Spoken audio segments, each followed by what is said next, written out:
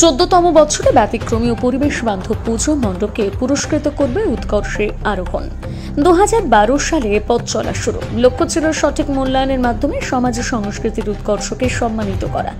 সেই পথ চলেই আজ এক নতুন মাইল ফলকে পৌঁছল। পদার্পণ করল 14তম বছরে উৎকর্ষে আরোহণ শারদ সম্মান।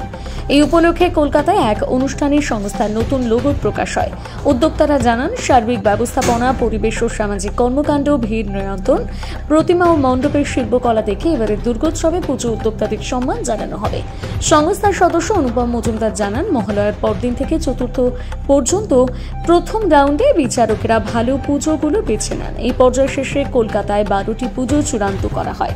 এরপর পঞ্চমীর দিন সেখান থেকে 8টি মণ্ডপকে মনোনীত করা হয় এবং ষষ্ঠীর দিন পুরস্কার প্রদান সম্পন্ন হয়।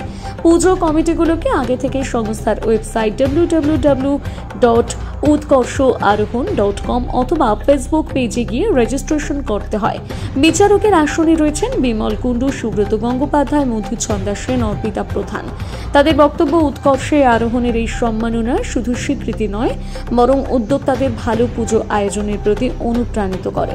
এবছর কলকাতার বারোয়ারি 8টি, হাওড়ার 4টি এবং কলকাতার পার্শ্ববর্তী জেলায় আরও 4টি পুজোকেই সম্মান প্রদান করা হবে। উদ্যোক্তারা জানান, উৎকর্ষে আরোহণের কর্মকাণ্ড শুধুমাত্র 2 মাসের উৎসবে সীমাবদ্ধ নয়। বছরে অন্যান্য সময় তারা যুক্ত থাকে গ্রামীণ স্কুলের পরিকাঠামো উন্নয়ন, ছাত্রছাত্রীদের খাতা কলম ও পড়াশোনার সামগ্রী প্রদান, সুবিধা বঞ্চিত শিশুদের জীবনে শিক্ষার আলো পৌঁছে দেওয়া সহ নানান সমাজ সেবামূলক কাজে।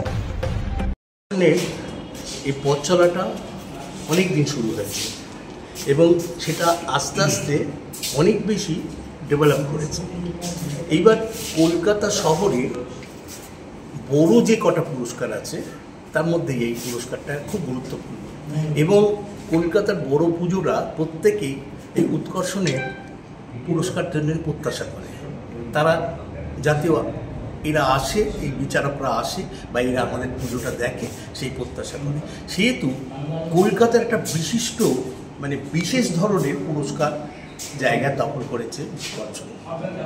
এইবার কথাটা হচ্ছে কি, যে এই পুরস্কারের আজকে যে এদের যে পুরস্কারটা দেওয়া হবে, লোগোটা, এটা একটা নতুন বা একটা ভাবনা চিন্তা নিয়ে করা হয়, যাতে দুর্গা পুজোর সঙ্গে একটা রিলেশন থাকে।